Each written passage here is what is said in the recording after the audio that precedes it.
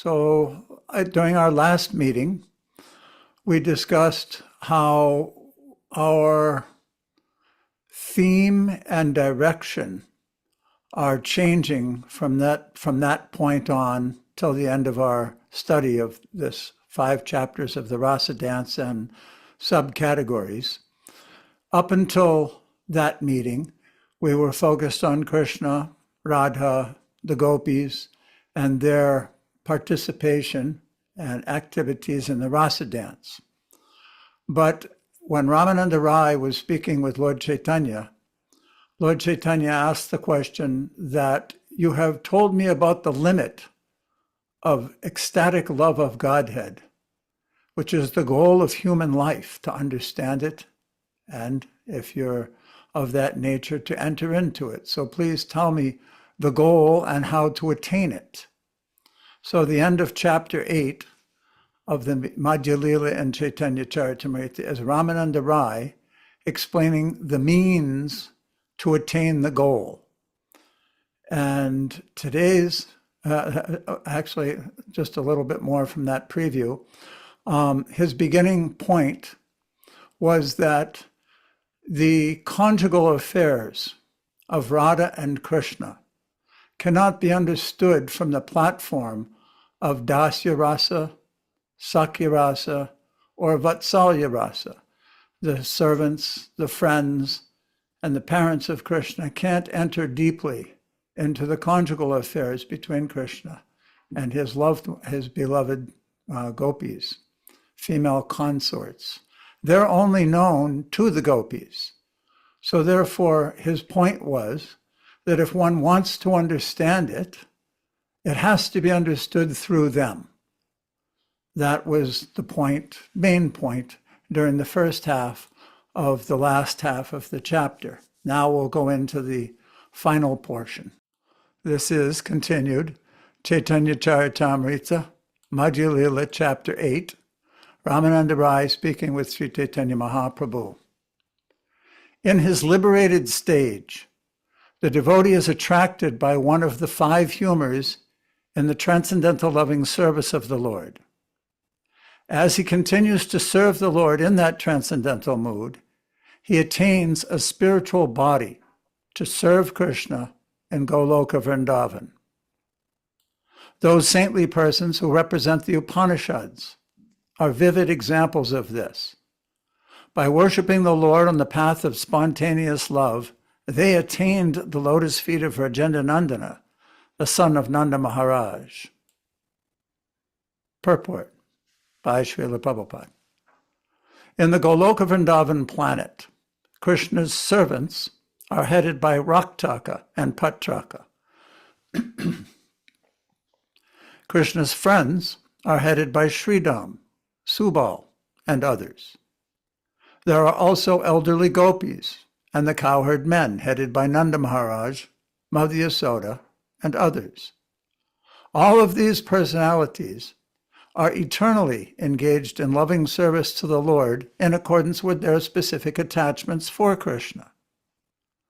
One who wants to return home to serve the Lord directly may be attracted to Krishna as a servant, friend, father, or mother. If a person continuously serves Krishna during this life in a particular ecstasy, upon giving up the material body, he attains a suitable spiritual body to serve Krishna in terms of his particular attachment. One may serve as a servant, friend, father, or mother. In the same way, one who wants to serve Krishna in conjugal love can also attain a body under the guidance of the gopis. The most vivid example in this connection is those saintly persons known as the Shrutis, who represent the Upanishads. These Shrutis understand that without serving Krishna and following in the footsteps of the gopis, there is no possibility of entering the kingdom of God. Therefore, they engaged in spontaneous loving service unto Krishna and follow in the footsteps of the gopis. And you may remember that we read in the 5th in the chapters of the Srimad Bhagavatam toward the end, that these Shrutis are there in every kala and every day of Brahma. There are a group of devotees who study the Upanishads, who study the Vedas. Remember, in chapter 87 of the Krishna book, there's one chapter called Prayers of the Personified Vedas. So those personalities who are so learned in the Vedas and who come to the understanding that the highest teachings in the Vedas are to develop conjugal love for Krishna, following in the footsteps of the gopis, engage in a sadhana, so that in the next kalpa, during the once in a day of Brahma, when Krishna appears, they take birth in Gokul, the same village where Krishna performed his pastimes, and are in the form of gopis. This section actually continues for a few more verses. Sama, can we have a reader for the next one? Yeah, I have to ask you a question first. Okay. You said engage in a sadhana. So are we to understand that that sadhana is different for someone who is cultivating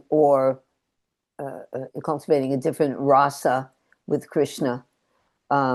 We spoke about this morning, how the Shravanam Kirtanam will make anyone's bhakti lata grow and develop into what he actually is in his heart, or his siddhadeha. So how can you explain that? Well, we also read, if you remember, a couple of weeks ago, maybe a month, maybe a few weeks ago, one of the purports by Srila Prabhupada, he was saying, a nice sentence, it kind of jumped off the page. If one is attracted to a particular form of the Lord and pastimes of the Lord and mood toward the Lord, it's an indication that that may be his eternal swarup. So Okay. what happens is in Bhakti Rasamrita Sindhu, we'll be reading in upcoming weeks also about how once that starts to awaken within an individual, then they can apply themselves to hear those pastimes, to meditate on the pastimes of Krishna and those associates similar to one who has an attraction, and in this way cultivate that interest and desire to be like them. At this point in our evolution, where I guess everyone's in a different stage, do we exclude other things like hearing about Krishna on the battlefield, or yeah, thank you, Mukunda.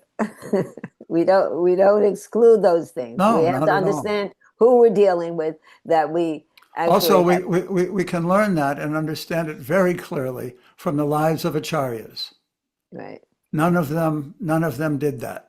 No. So Look at their writings, look at their meditations, look at their lives. They come to this world from Goloka Vrindavan to show us how to live. Golokera Premadana Harinama Sankirtan. Narottam Das Thakur explains that Lord Chaitanya and his associates have come to this world to show us how to develop that, how to live in this world, and at the same time develop desire for that world. Good. Thank you. Mukunda. Yeah, if the maturation is there in a devotee and there's some understanding of the aspiration for a particular mood, they won't neglect other pastimes of Krishna. They'll just see it through the prism of their aspiration. Oh, So, that's for nice. instance, if Krishna is residing in Dwarka, they'll think, like, if I have the mood that I want to be Brijabasi, oh, how Krishna is separated from Brijabasis, he's now living in Dwarka. And then there are many writings of our acharyas that speak to that, like Vidagdha Madhava Lalita Madhava, a very classic example of the kind of literature that would be read to develop a perspective on Yeah. how we would look at it. Sometimes also it's just nice to get back to the basics, to understand who we're really dealing with, the supreme person, his supreme consort. So that I experienced that this morning. That it's very healing and it's very nourishing to once again understand that we're not dealing with an ordinary person with ordinary feelings and ordinary things. Krishna's the supreme Godhead. And anyway, I thought that was an important point. So we can go on now. Thank you. Faye, you want to continue reading? Nice to see you here, Faye.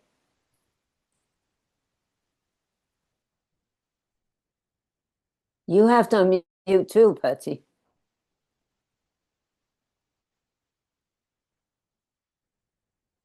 You have to unmute, Faye. We see your mouth moving, but not hearing you. Okay. She's working on it.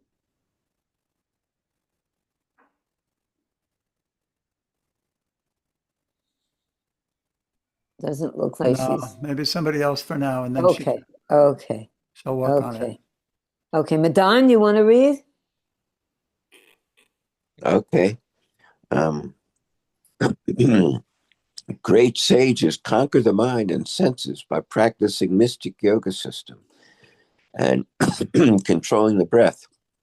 Thus, engaging in mystic yoga, they see the supersoul within their hearts and ultimately enter into impersonal Brahman.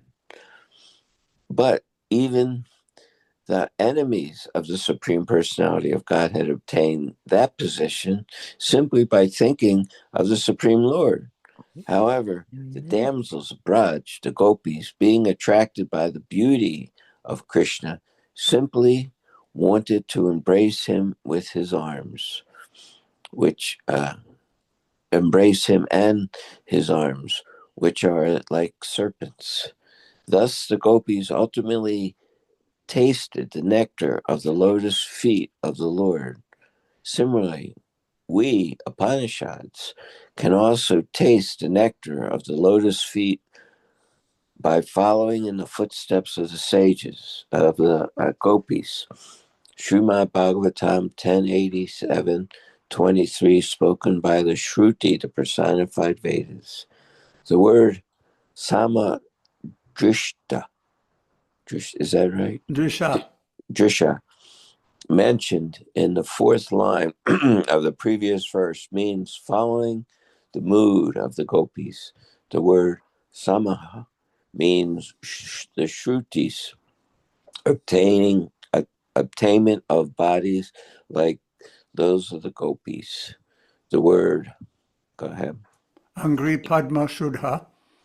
means associating intimately with Krishna. One can obtain such perfection only by spontaneous love of God. One cannot obtain Krishna in Goloka Vrindavan simply by serving the Lord according to the regulated principles.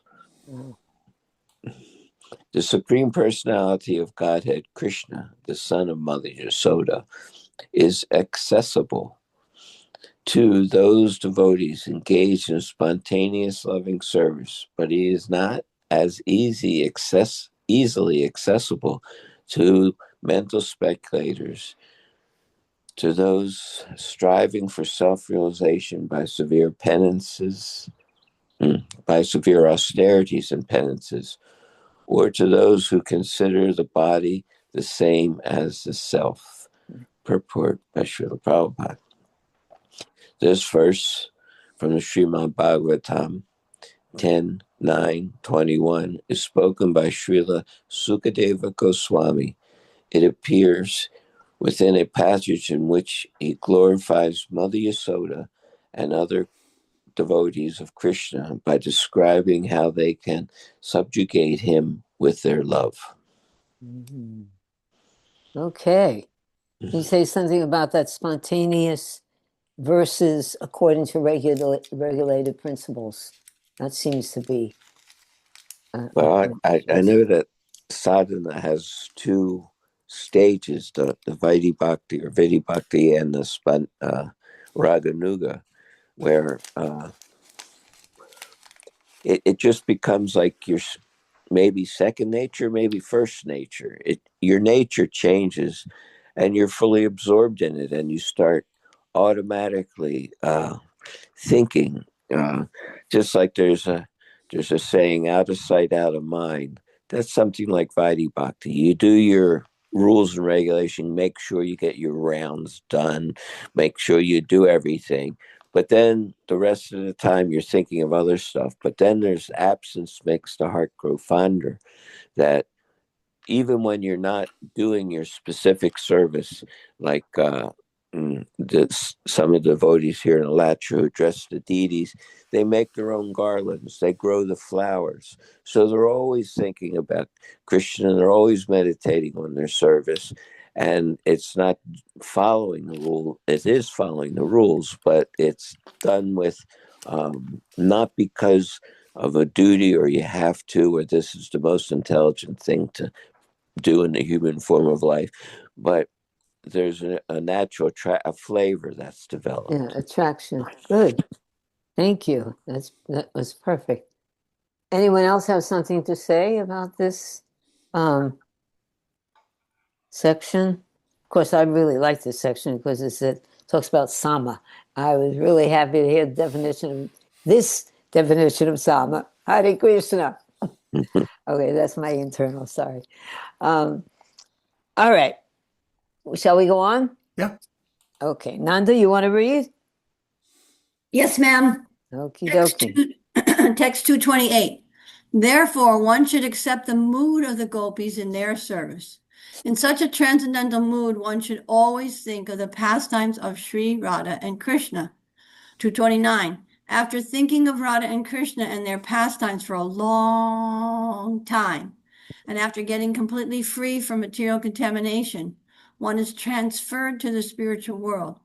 There, the devotee attains an opportunity to serve Radha and Krishna as one of the gopis. Purport: Srila Bhaktisiddhanta Saraswati Thakur comments that the word Siddha Deha, perfected spiritual body, refers to a body beyond the material gross body encompassed of 5 elements and the subtle astral body composed of mind, intelligence, and false ego. In other words, one attains a completely spiritual body fit to render service to the transcendental couple Radha and Krishna, Sarvopadi Vinirmuktam Tat Paratvena Nirmalam. When one is situated in his spiritual body, which is beyond this gross and subtle material body, he is fit to serve Radha and Krishna. That body is called Siddha Deha. The living entity attains a particular type of gross body in accordance with his past activities and mental condition. In this life, the mental condition changes in different ways, and the same living entity gets another body in the next life according to his desires. That's called samsara. The mind, intelligence, and false ego are always engaged in an attempt to dominate material nature. According to that subtle astral body, one attains a gross body to enjoy the objects of one's desires. According to the activities of the present body, one prepares another subtle body. And according to the subtle body, one attains another gross body. This is the process of material existence. However, when one is spiritually situated and does not desire a gross or subtle body, he attains his original spiritual body, as confirmed in Bhagavad Gita 4:9, Traktva deham punajanma naitimam eti sorjuna. Okay, so that's how it can work for us. So please explain this, Nandaji. Give us hope. Give us hope. Here's what I was thinking just now when I was reading it, was that, so it very, succinctly gave us an overview of how come we're in this body due to our past activities. We have a gross body suited to our past activities, and we have a subtle body. Our mind and intelligence and false ego is also due to our past activities, etc. And so similarly, what we do in this life is going to lead to what happens in our next life. So then, on the material platform, but then this process of sadhana, aren't we applying, quote unquote, the same process, but in a spiritual way to develop the spiritual body? because our activities are engaged in devotional service and our mind is hopefully engaged in thinking of Krishna and how to do the service. So then that also influences, what the next body is going to be like if it's, and if as one progresses in devotional service with more and more purity, then one can achieve a spiritual body and a spiritual mind in order to serve Radha and Krishna. Okay, we got a question Oh. for you, Nanda. Well, that was Um, kind of a question. I didn't express it questionably, but it was Well, my question. actually, Nanda, before we go to the question, read the two verses again. Okay, thanks. Therefore, one should accept the mood of the gopis in their service. In such a transcendental mood, one should always think of the pastimes of Radha and Krishna. After thinking of Radha and Krishna and their pastimes for a long time, and after getting completely free from material contamination, one is transferred to the spiritual world. There, the devotee attains an opportunity to serve Radha and Krishna as one of the gopis. Well, that pretty much answers the question that yes, it's the same, Yeah. more or less, activities, Oh. but they bring about a completely different result. Yeah. Right. Yeah. It I just- looked like Manvantara had a question. Manvantara, you have Yeah, something? thank you. Actually, go. it brought about some clarification, the response, something. Okay, you So- understand? You have something for yeah, Nanda? I You wanna understand. You want to ask her something? No. No, you're good. That was a perfect explanation, actually. Yeah, exactly. Okay, good. Madan? It mentioned to serve as one of the gopis. I was thinking earlier about that maybe as a manjari, but as this one says a gopi, so I need some clarification between serving as a gopi or serving as a manjari, or whatever. But those two, a lot of times I've heard that our line leads to a manjari, and that we don't have a opportunity to be a gopi. Okay, well, that you have an inclination that is becoming awakened due to your hearing and chanting, watering the Bhakti Lata, right? So that will awaken. And I know Mukunda wants to answer something. I can feel it because actually he has said often, that it is in this line, but so is Murari Gupta and Anupama in this line, and they had different rasas with Krishna, with actually Lord Ramachandra. So that's why we revert back to what Prabhupada originally told us, and Bhaktivinoda confirms that we take the process of Shravanam Kirtanam, and this awakens a natural propensity within us. Right now, if we think that with the servants of the gopis and the servants of the manjaris, there's no loss because they're the greatest devotees. And I had a trick the other day when I was thinking about the 6 Goswamis who are manjaris and feeling myself their servant. That's why Lord Chaitanya is so kind. He came to give us a process that actually we could connect to easily, more easily, But I don't have anything else to. Pati, can you? That's the way I look at it. Pati, you want to add to that? Well, here we're given the example, and as I mentioned, it's in the Srimad Bhagavatam commentary by Vishwanath that every kalpa, there are devotees, there are people that become attracted to Radha and Krishna, worship, follow that process, and become gopis. A nice example is devotees often think they can pick and choose just because they hear something and they think that they can develop that because it's a kind of free will, and if you apply yourself, then you'll become that.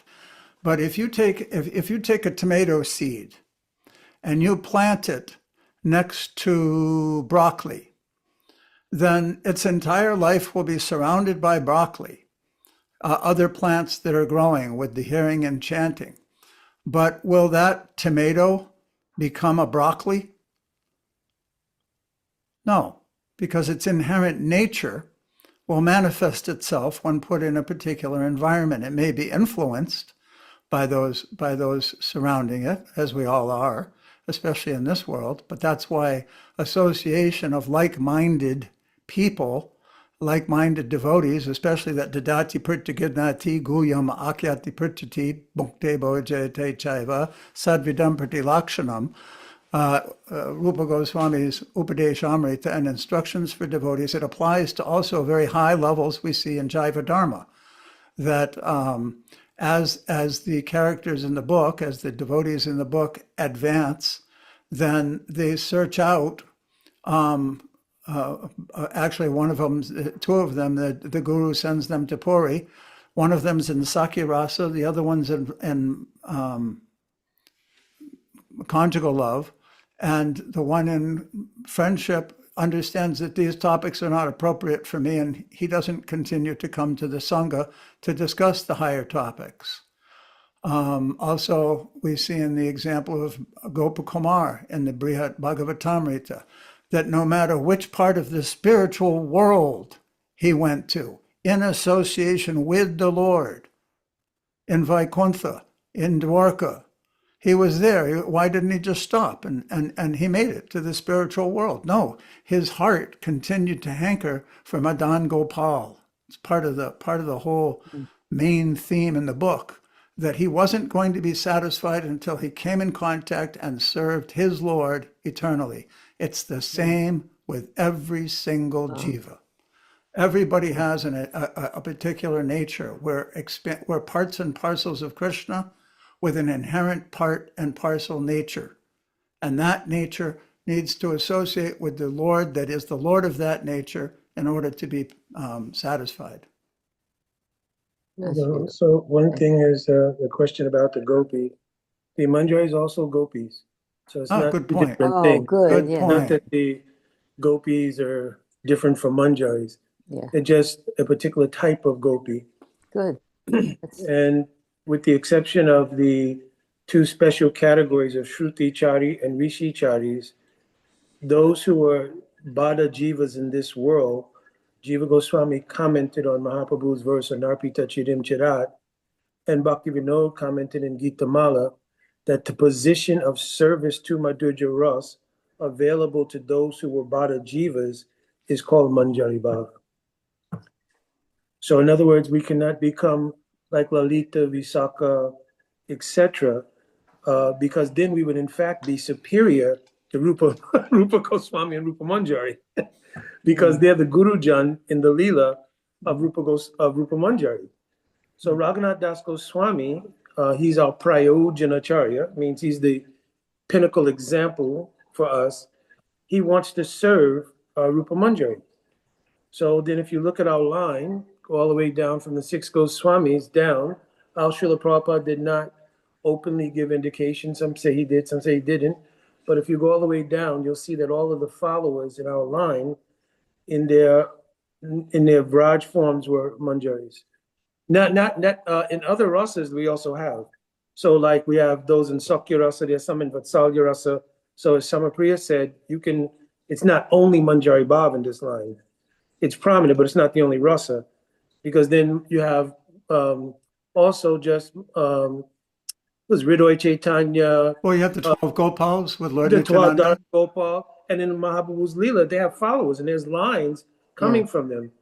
Our Tripurari Maharaj obviously has very deep attraction for Sakya Rasa. And so, yeah, it's not the only rasa. In fact, Sakya Rasa is also very prominent. One disciple of Srila Bhaktisiddhanta Saraswati Thakur is very dear to our Srila Prabhupada, Kinchin Krishnadas Babaji, was in Sakya Rasa. Openly, he said. So, yeah. okay, thank you. Nanda, did you want to say something? Well, yes and no, but anyway, okay. Sorry. It was when Dhruva Prabhu was referring to Jaiva Dharma, I haven't, I'm only up to like chapter 10 or 11 in Jaiva Dharma. So, but in like chapter before chapter 10, I I don't thought know, that maybe was 2 or Brihat. 3. Was it No, We he's Brihat? talking finished about- We're on Jaiva Dharma now. No, I'm talking to my husband. No, Oh, I you talked did about Brihat. Jaiva Dharma also. Oh, I see. I'm sorry. Okay. He said he did both. Anyway, the first personality in the conversation of, what's eternal religious principles, etc., was sannyasi from Thakur. Sankaracharya, Sannyasi Thakur. He meets Prem Das Babaji, and at a certain point, he has a revelation of Navadvip when Lord Chaitanya was there, and in the moonlight, etc., etc.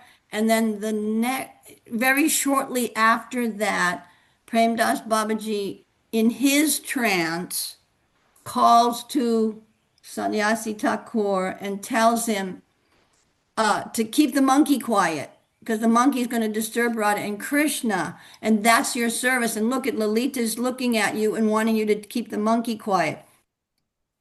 And so that raised a question that seems to me that sometimes, and I guess it's a silly question, but anyway, that it also your Swarup is revealed too by the Sure. under certain circumstances. Because who would ever think that that was my service to keep a monkey quiet? Maybe it's not your only service, but Yeah. Oh, that's a good point too. It brings up also even historically, it brings up a really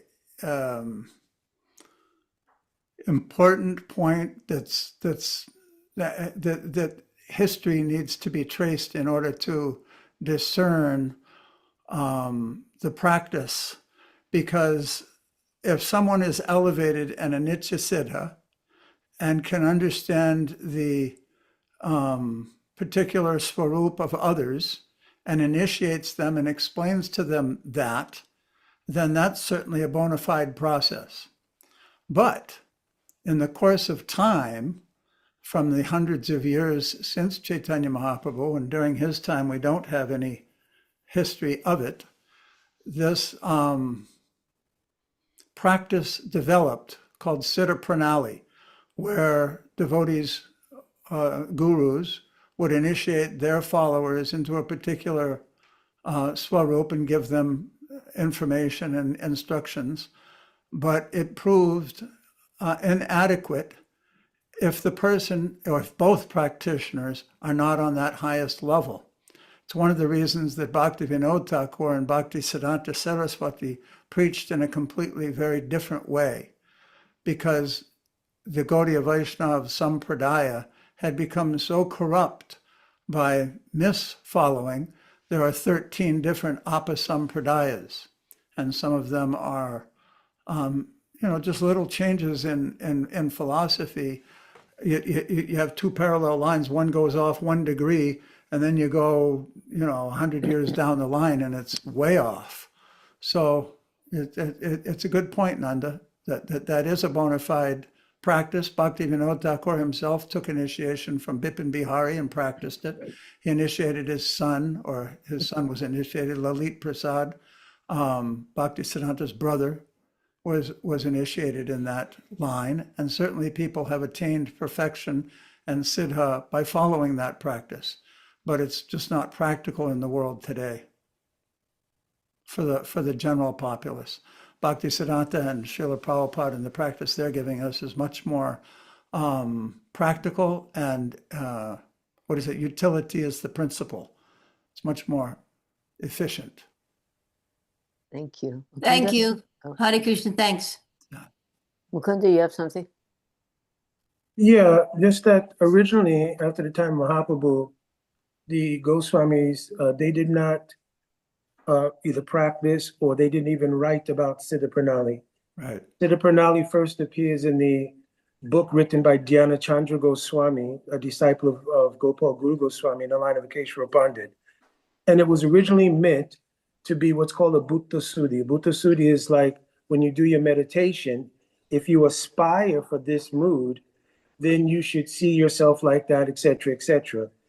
As Dhruva Maharaj Prabhu said, at a certain point, it kind of spiraled out of hand, and you had various things, not among everybody, but among certain sects, which Srila Bhakti Vinod Thakur identified. The bona fide practice was that if a person had a particular level of realization, like Sannyasi Thakur was a liberated soul. He wasn't trapped in material life. He'd already become realized in Brahman. But when he saw the Vaishnav, he became attracted by the higher level. And when he went to Prem Das Babaji, he was already liberated. So when Babaji was doing his meditation, that time he said, "Oh, you should silence that monkey Kakati. Your name is Ramana Manjari." So like this, because he was already liberated, then it was appropriate. And that used to be the standard. Uh-huh. And then it eventually degraded to just giving Siddha Pranali at the time of Diksha. And therefore, if a person was liberated, not liberated, so it became a little corrupted. But it was not something originally practiced even by the Goswamis. Yeah, that makes sense. It Yes, makes sense, perfect. actually. Okay, Thank you, Mukunda. thank you. Bye. I'll find that. Let's go on with Thakur. Would you like to read? Thakur Murari? Yeah, Krishna the devotees. Hare Krishna. Okay. So one is elevated, that's where I should start. Yes. Okay, so one is elevated, the spiritual world by the spiritual body is situated either in Goloka, Vrindavan, or in another Vaikuntha planet. In the spiritual body, there are no longer material desires, and one is fully satisfied by rendering service to the Supreme Personality of Godhead, Radha and Krishna. This is a platform of Bhakti, Rishikeshina, Rishikesha, Sevanam Bhakti Yukshate. When the spiritual body, mind, and senses are completely purified, one can render service to the Supreme Personality of Godhead and his consort. In Vaikuntha, the consort is Lakshmi, and Goloka Vrindavan, the consort is Srimati Radharani. In the spiritual body, free from material contamination, one can serve Radha Krishna and Lakshmi Narayan. When one is thus spiritually situated, he no longer thinks of his own personal sense gratification. This spiritual body is called Siddha Deha, the body by which one can render transcendental service unto Radha and Krishna. The process is that of engaging the transcendental senses in loving devotional service. This verse specifically mentions Shakti Bhave, Paya Radha Krishnira Charana. Only transcendentally elevated persons in the mood of the gopis can engage in the service of the lotus feet of Radha and Krishna. I have a question. Leave the words up here for a second, Pati. I have a question for you, Thakur. It says that only those who are completely purified can render devotional service. What does that mean? Okay, so we are attracted to different forms of Krishna, Radha Krishna, maybe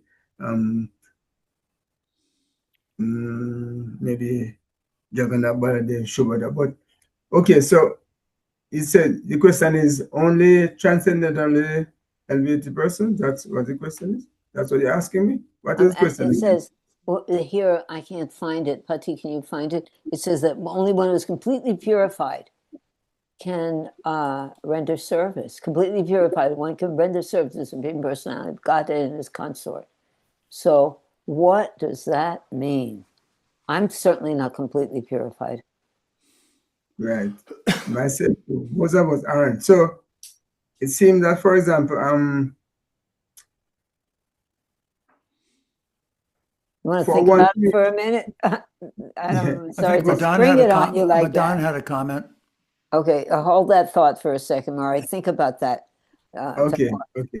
Madan, do you have The something? guru, we offer to our guru. Okay. So that's the process. Yasha Prasada, Bhagavad Prasada, that we offer everything to the spiritual master, and whatever isn't from the liberated platform, he adjusts and makes it from the liberated platform, and he offers it.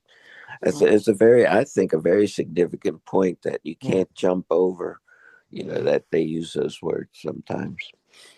Thank you. Thank you.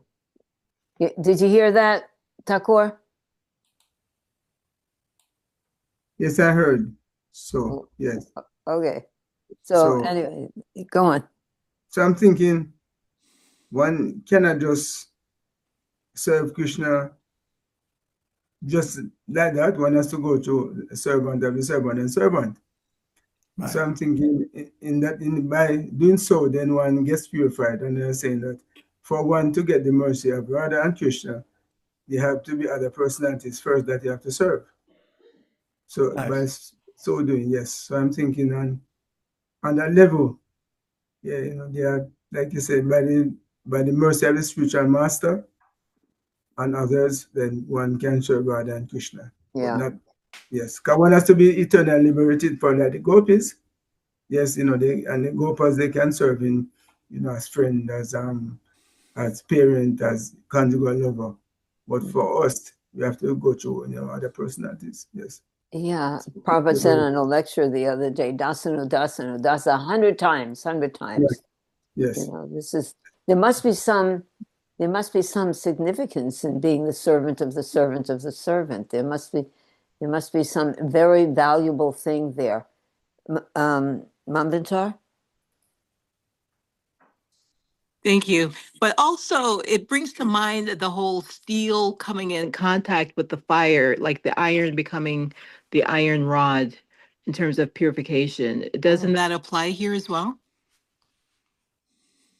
Pati? But how does the iron get hot enough to become not like if you put an iron in a fire, and it's not a really hot fire, or it doesn't stay there very long, then it doesn't really act like fire. It might kind of burn a little bit, but it doesn't become red hot.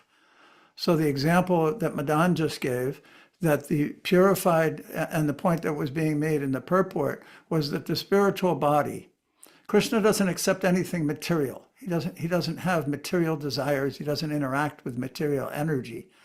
But the purified souls are completely liberated from that material energy, and they're the example of the iron that's been completely purified to red hot, pure fire existence. We're mixed. So therefore our process of approach is to offer everything to the Guru, and the Guru offers it to Krishna on our behalf. Thus we're purified, which is like heating the iron continuously over and over and over again, getting hotter and hotter and purer, to the point where when you go back to the spiritual world, not that you neglect your spiritual master, but you're in your spiritual body and can render service directly. You can render service directly when you become completely purified. Yes. Thank you. Through the agency of the spiritual master. Yes, that's Thank always you. there. Yeah. Oh, Krishna. Okay. Mambantar, you want to read? Sure. Text 230. Unless one follows in the footsteps of the gopis, he cannot attain the service of the lotus feet of Krishna, the son of Nanda Maharaj. If one is overcome by knowledge of the Lord's opulence, he cannot attain the Lord's lotus feet, even though he's engaged in devotional service. One can worship, this is the purport, one can worship Lakshmi Narayana by the process of Vidhi Marga, worshiping the Lord with regulative principles according to the instructions of the Sastra and the spiritual master. But the Supreme Personality of Godhead, Radha Krishna, cannot be directly worshipped by this process. The dealings between Radha and Krishna and the gopis are devoid of the opulence of Lakshmi Narayana. The process of Vidhi Marga, following the regulative principles, is utilized in the worship of Lakshmi Narayana, whereas the process of spontaneous service, following in the footsteps of the gopis, who are the denizens of Vrindavan, is transcendently more advanced and is the process whereby Radha and Krishna are worshipped. One cannot attain the elevated position while worshiping the Lord in his opulence. Those attracted by the conjugal love between Radha and Krishna must follow in the footsteps of the gopis. Only then is it possible to enter into the Lord's service in Goloka Vrindavan and directly associate with Radha and Krishna. Go ahead, read the next two verses because they're references to that topic. Okay, can I just ask something real quickly? Yes, please. You know, further back we read about where Krishna said, one cannot attain me where oh gosh, I forgot what word he used. Um, like if you love if you love him through fear or something, you cannot attain him with love. Gee whiz. Because I was thinking about those two boys, Jai and Vijay. But anyway, I can't remember the word that Krishna used. I'm sorry. Okay, so you don't have the question? So I just can't paraphrase the question because I can't remember. I think I'm cursed from understanding Sanskrit. I really think I am because All I right. get these mind blocks and I can't explain myself. It sounds to me like, if I may, take a guess. You're referring to how approaching Krishna, thinking of Krishna, Yes. is the goal. But Kamsa thought of him in fear. Jai and Vijay thought of him in anger. Of course, they were devotees, and that's a little bit different. But Shishupal was angry with and resentful and envy. And although they're totally absorbed in Krishna, because it wasn't with devotion or love, it's not recommended to approach in that way because it doesn't develop love. Right. Is that close to what Yeah, you're? I think that's the purport of what Krishna said. So yes, but there was a word Krishna used where he says you can't attain him. Like it doesn't mean the word he used. I can't remember the word he used. Like if you're trying to, oh my gosh, it's one If of you the come across that one, maybe you can put it in a forum or something like yes, that. I will. Be nice to see another post by you. We've been Yay. missing them.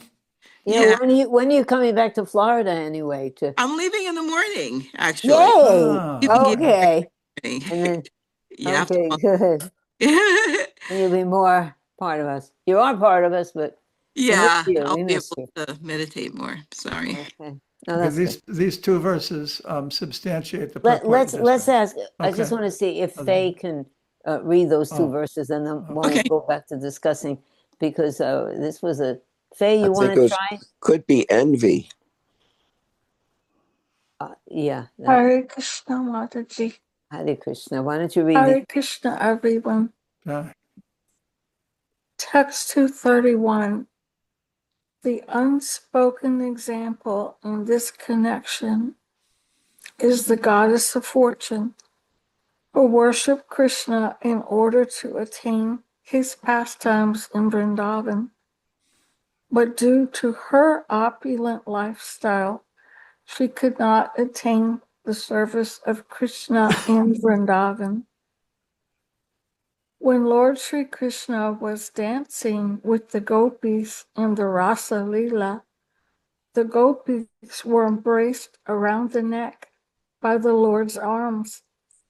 This transcendental favor was never bestowed upon the goddess of fortune or the other consorts in the spiritual world, nor was such a thing ever imagined by the most beautiful girls in the heavenly planets, girls whose bodily luster and aroma resembled the beauty and fragrance of lotus flowers. Mm-hmm.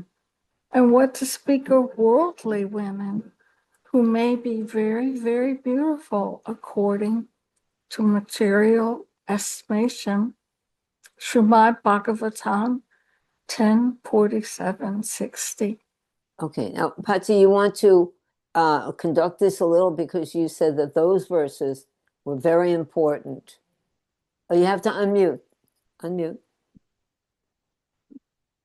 No, I was pointing out, let's go back just a little Go bit back. so you And can see how Manvantar, pay attention to this. how it all works together. Unless one follows in the footsteps of the gopis, he cannot attain the service at the lotus feet of Krishna, the son of Maharaj Nanda. If one overcome by the knowledge of the Lord's opulence, he cannot attain the Lord's lotus feet, even though he's engaged in devotional service. In other words, if he's absorbed in the opulence of the Lord, his destination will be somewhere different than Vrindavan. The unspoken example in this connection is the goddess of fortune, who worshiped Lord Krishna in order to attain his pastimes in Vrindavan. But due to her opulent lifestyle, she could not attain service of Krishna in Vrindavan. So she didn't have the mood of the gopis. She has her own independent, a different mood. So therefore, she has association eternally with another form of the Lord. And then this verse by Uddhava is from Shastra. Okay. Faye, did you want to add to that or say something about that? Ask a question. Yes. Another example perhaps would be the queens in Dwarka. Certainly. They had association with Krishna every day in their palaces and so forth. But the mood of their love for him was totally different than the mood of the gopis' love for Krishna. One was simply just love. All we are doing is being in love with Krishna. Every thought, every mood, every step. Whereas the queens of Dwarka were sort of in a different set of moods. What are we serving today? What is for dinner? What are the children doing? How is the palace running? They were in a different mood as a wife, but they were also in a mood of opulence. And they weren't seeing that simple cowherd boy. They were seeing Krishna as a prince or king. So it's not only how we see Krishna, but it's how we serve Krishna and how we love Krishna. So that's how those verses hit me. Good. Beautiful. Beautiful. Just before, Mukunda, 1 second, I want to ask Mama Tara, do you have, because you read this also, do you have something else that you'd like to share or ask? No. Okay. Yeah, thank Okay. you. Thank you. Mukundaji? Yeah, I know you and your good husband lived in Vrindavan for many years, and you know that at Belvan, that is considered that Lakshmi Devi is always at Belvan doing austerities to get the service of Sri Krishna. So Sri Krishna is so kind, he would never deny. So in Gaur Leela, she comes as Lakshmi Priya, the first wife of Mahaprabhu. And in that way, she gets to taste the intensity of what blood it would be. Lord Chaitanya is so merciful. Very merciful. Everybody gets satisfied in his Leela. Mhm. Okay. All right. Well, let's go on with Mukunda reading up for us. Is that all right? Mhm. You have to put the words up. Thank you, Faye and Manvantara. That was a nice explanation, Faye, about the queens in Dwarka. Just a sec. I'm having some trouble getting the page up. Okay.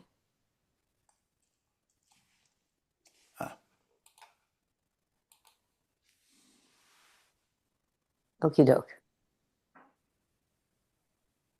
Starting at 233. Yes. Yes. After hearing this, Lord Chaitanya Mahaprabhu embraced Ramananda Roy, and both of them, embracing shoulder to shoulder, began to cry. The entire night was passed in this way, in ecstatic love of Godhead. In the morning, they both departed to tend to their respective duties. Before departing from Chaitanya Mahaprabhu, Ramananda Roy fell to the ground and caught hold of the Lord's lotus feet. He then spoke submissively as follows. Ramananda Roy said, "You have come here just to show me your causeless mercy. Therefore, stay here for at least 10 days and purify my polluted mind. But for you, there is no one who can deliver all the living entities, for you alone can deliver love of Krishna." The Lord replied, "Having heard about your good qualities, I have come here. I have come to hear about Krishna from you and thus purify my mind. Now that I've actually seen your glories, what I heard about you is confirmed.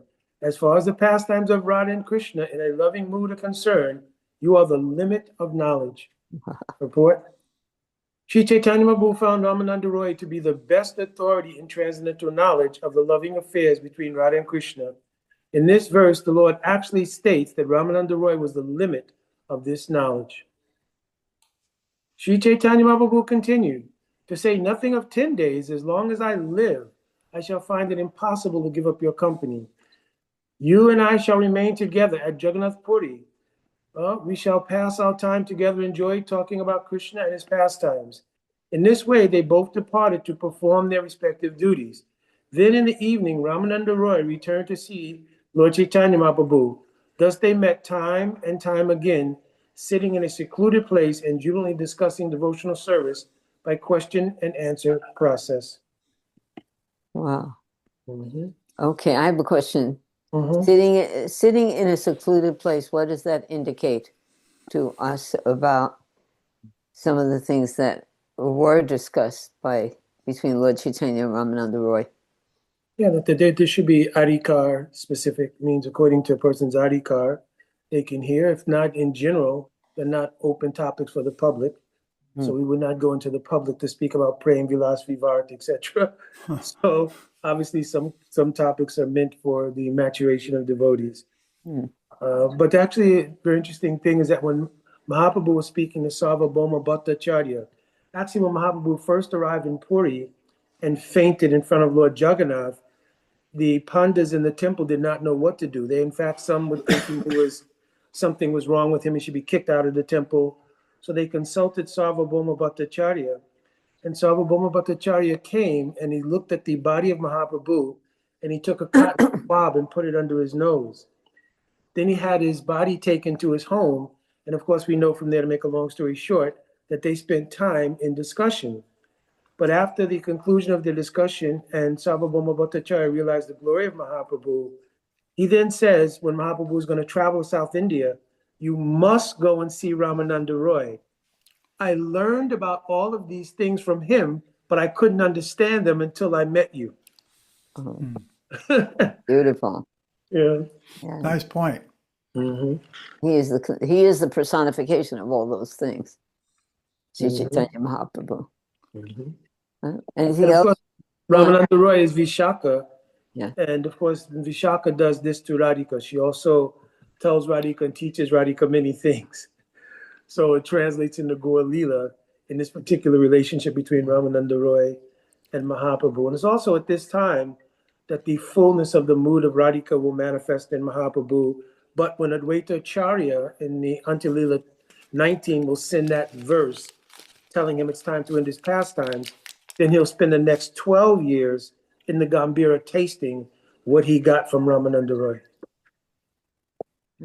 Wow. Wonderful. Hati? Hi. Okay. So again, just to give everybody a little bit of a recap, after reading about Srimati Radharani in Adi Leela, chapter 4, and about Krishna's desire to understand her love from her point of view, her love for him and experience of him. Then we read here in the last two meetings about the gopis and how one can learn about the love of Radha and Krishna following in the mood of the gopis.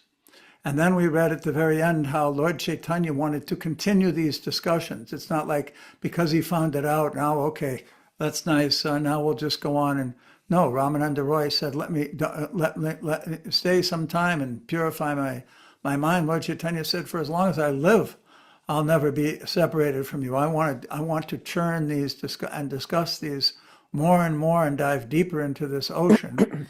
So similarly, Rupa Goswami, in his writings and books, especially Bhakti Rasamrita Sindhu, has outlined further details about these same topics, and that's what we'll be reading for the next several meetings. But before that, even, there's one more other one. We were just talking about the individual nature of every living entity called the Swarup, combined together with the other elements of rasa that we studied from the very beginning. If you remember the very first meeting we talked about Vibhava, then we had discussions on Anubhava, Vyabhichari Bhava, Sattvika Bhava, different elements of rasa. But the one we didn't discuss yet is called Sthayi Bhava. So next meeting will be all about Sthayi Bhava, and then we'll go further into Nectar of Devotion, Bhakti Rasamrita Sindhu's explanation and churning of those topics for a few meetings before we conclude. So we're what looking a forward to your association for more. nectar, such nectar. What a wonderful topic for discussion. Very profound. Thank you. Any more questions or comments on this particular topic? This, if we were to put today's topic into a sort of an outline, it would be the spiritual body, the Siddha Deha, how the living entity attains that, and that is what goes back to Godhead, and the body that the living entity performs service in is that Siddha Deha. Okay. All right. Yeah. Well, if no one has anything else to add, Oh, actually, there is Oh, one more. there- I just okay. remembered another one. Because I had saved this verse from Bhakti Rasamrita Sindhu. It's a real beautiful one. This is Rupa Goswami's instructions of how we should, how one can carry out their activities even while in this material world. Seva sadhaka rupena, siddha rupena chatrahi, tadbhava lipsana karya, vrajloke anusarta. The advanced devotee who is inclined to spontaneous service should follow the activities of a particular associate of Krishna's in Vrindavan. He should execute service externally as regulative devotee, as well as internally from his self-realized position. Thus, he should perform devotional service both externally and internally. Let us look a little more carefully at the Sanskrit. I think most of the devotees understand some of these words. Seva means activities of service. Sadhaka rupena. Seva sadhaka rupena. One should perform their seva in their material body, their sadhaka rupa, performing the regulative practices. Siddha rupena chatrahi.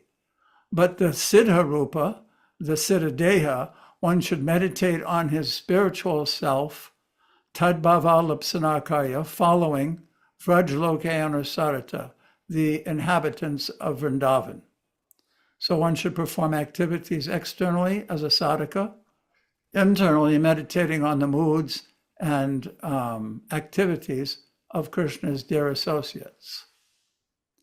okay. A nice one. Anybody, was that a question somebody had? Mukunda, Oh, Mukundaji. go ahead, Mukunda. Yes, there's only two verses that Rupa Goswami writes, primarily in Bhakti Rasamrita Sindhu on Raganuga Bhakti, which is Krishna Smaram Janam Chasya and this verse. These were the only two he really spoke on in terms of Raganuga Bhakti. Then it was elaborated on later on by our Goswami Varga. Like that. Yeah, That's because this we'll is be this- reading some of that. Bhakti Rasamrita Sindhu was commented on by Jiva Goswami and by Vishwanath Chakravarti. So we'll go into that. Thank you. Oh, boy. And what was that other verse? Krishna Smaranam? Krishna Smaram Janam Chasya Nija Prestam Samanvita Tat Kata Ratasya Koyat Raja Vraje Sada. It means that one should always reside in Vrindavan by mind or physically. And Krishna Smaram Janam Chasya, one should always remember Krishna along with that associate with whom he likes to serve after.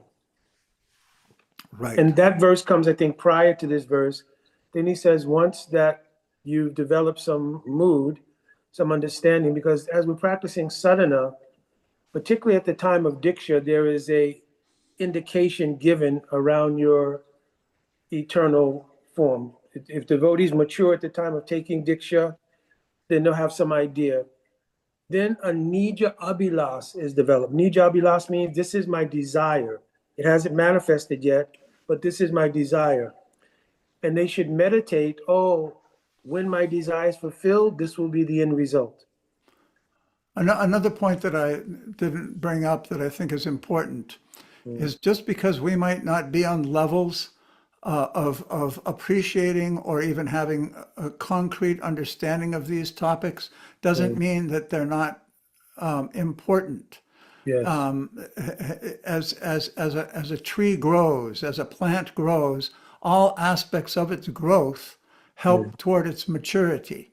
So by understanding where we're going, what's to be expected, what to aspire for, then that fuels our position if we're not quite on that level yet.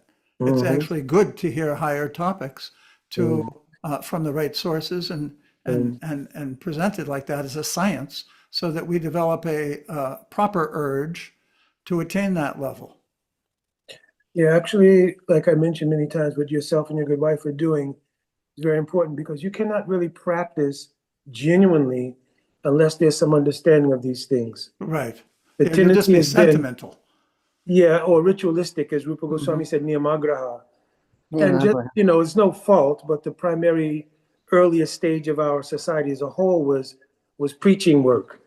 And so we gave dedicated time and effort to carrying out that preaching work, and that's still a very prominent feature of our society. But Srila Prabhupada very much wanted us to have the internal development of what it is he gave. So there's simultaneously like two tracks, very important. Nice. Okay, thank you. Nanda? I just a little confirmation of what Dhruva Prabhu and also Mukunda were just saying about understanding the prayojana, the goal. I was just recently listening to a class, Bhakti Vigyan Maharaj, and he was saying in one sense, he's used that term, in one sense, understanding what the goal is very important, or otherwise, how are you going to attain it? Right. You know? So I remember back in the days when I took some teaching classes, classes on how to teach properly. The first thing they would say is that you have to have an aim. Every class has to have an aim, because otherwise, if there's not a point to a goal or a teaching point in that class, then you just fly like a plane without a goal where you flies anywhere. What will people take home with them? Right, exactly. Good. Right. And so he was particularly, in this class by Maharaj, was particularly saying that we have to have that goal in mind, especially during our japa, because that also helps good. bring the mind to traveling to the right place. So I Nice. just wanted to mention that. I'm finding these topics more specific about the target also. We just Yeah. learned that, very important point that it's not possible to do this except following particular devotees, if that's your goal. I have a question from Mukunda. Prabhu, you said something about maturity at initiation in reference to what we were speaking. As far as my knowledge goes, most of us were not at all mature. We knew we wanted to be devotees and follow Prabhupada, but there was very little maturity at that point. So what was the point that you were stressing there? Yeah, Explain. it's according to Shastra, every person has some either previous connections with bhakti or more current connections with bhakti. So each life is a continuum. Sure, of course. It's quoted, Praktanaka Duni Chasti Yatsat Bhakti Vasana. The impressions in your heart have come from previous or current impressions. Of course. So some devotees may have come with more deep impressions in their heart, and therefore at the time of Oh, it initiation, awakens. it awakens that Right. sensibility from the previous practice Okay, to a got certain it. degree. Okay, I didn't understand what that was. Yeah, now I Yeah. understand. Because And most so- of us were, Yeah, and when that is awakened, because the practice itself is called abhideya. The word Yeah. abhideya in Sanskrit comes from the same thing as abhidan, which means something that defines something. So when there's some maturity, you'll see that in the practice, it's defining who you are and et cetera, et cetera. If once there's some maturation about that, because Srila Prabhupada you have to think, there's thousands of different kinds of practices. Why did he give this? What does it mean for me? If I've sing Guru Ashtakam for 50 years, what does that mean for me? Every year we have to sing Damodarastakam. What's that about? So we want to investigate these things because it is our very life, right. blood, this practice. I like so we the want to example. know deeply what these things are. Yeah. I like the example in Harinam Chintamani. Haridas Thakur, speaking with Lord Chaitanya, explains that at night, you can't see anything, it's dark. But slowly, slowly, slowly, as the sun rises, you start to see like forms and shadows, and you Yes. still can't see detail, but the more the sun rises, the more you can see until finally the sun comes up above the horizon, then you can see. And he's talking about Namabasa Tasudanam. But Yes. in the same way, the awakening of the soul to its true nature is, I find the experience very similar. Yeah, you can understand little Yeah, things, yeah. and as you go along, they become more and more clear. Mm. Madan? Well, I was just going to mention that there's a really nice purport. It's too long now because of the time has gone out, where it's Majjhilita chapter 8, which is Ramananda Roy, but it was text 139, and it runs through almost exactly what we're talking about right now. I could read one part of it. It was Go ahead. it's a long purport, so I'm just going to read this one part. Srila Bhakti Vinod Thakur considers the Brahma Bhuta stage in two divisions, Sarupgata and Vastugata. One who understands Krishna in truth, but is still maintaining some material connection, is known to be situated in his Sarup, his original consciousness. When that original consciousness is completely spiritual, it is called Krishna consciousness. One who lives in such consciousness is actually living in Vrindavan and may live anywhere in the material, anywhere. Material location does not matter. And by that, but the rest of it also is explaining this transformation that, because sometimes we think the Brahma Bhuta is only there's Brahma Bhuta Prasanam, he has all these things, so it's a very interesting thing. I remember Dhruva also can remember that one about even a third class devotee is liberated. So this stage, and I was saying what Nanda said is that's Niyamagraha. Niyamagraha, the focus. And it's specifically mentioned in that verse in the Nectar of Instruction, how, and other commentaries on that. There's is it Bhakti Loka? There's different commentaries on. I forgot which one was, but a Niyamagraha. Yeah, Bhakti Loka. Very, You- very wonderful commentary about that. and we're at that point where these automatically come into our mind of focusing on that. Thank you so much. I really appreciated everything. Hare Krishna. Hare Krishna. Well, this is, we're very blessed to have this. Does that make sense that I read by Bhakti Vinod Thakur? Is that appropriate? Yeah, the whole purport actually explains it a little better. Yeah, But yeah, but it's long. Mhm. Thank you. Actually, I don't know. Also, Dhruva Maharaj Prabhu, Yeah. I will leave on April 1st for traveling for Harikatha. Oh, So I'll try to follow as I'm traveling. there's only one more. We're only having one gathering, and I forget if it's what day is April 1st? I'm not sure, but from April 1st for that month, I'll be traveling. for Actually, Harikatha. we're finishing up, and that particular section will be from the Brahma Samhita describing the part of the spiritual world where those who practice go. So, Well, see if you can That'd be connect nice, in yeah, see if you can wherever connect you in are. on that You've one. done that before. I could always recognize when you're not at home. oh, yeah. Yeah. But it's nice to have you here with us, Mukundaji. This Oh, is yeah, I very much enjoyed it also. the whole association has been very enlivening, I'm sure, to everyone. Thank you. Okay. It's a Wednesday. April Oh, 1st. so it'll be that Saturday that we have a meeting, Mukunda. No, Yeah, see if you be in can the arrange. Saturday, I'll be in New Orleans Okay. temple, I think. Yeah. See if you can arrange. Okay. Jai, Okay, everyone. everyone. Thank you very much for your association. All glories to Srila Vanchakalpatarubyascha, Jai, Prabhupada. Vanchakalpa, Patitanam Pavanebhyo, Pavanebhyo Vaishnavibhyo Hari Namo Hari Namaha. Bol, thank you very much. Hare Krishna.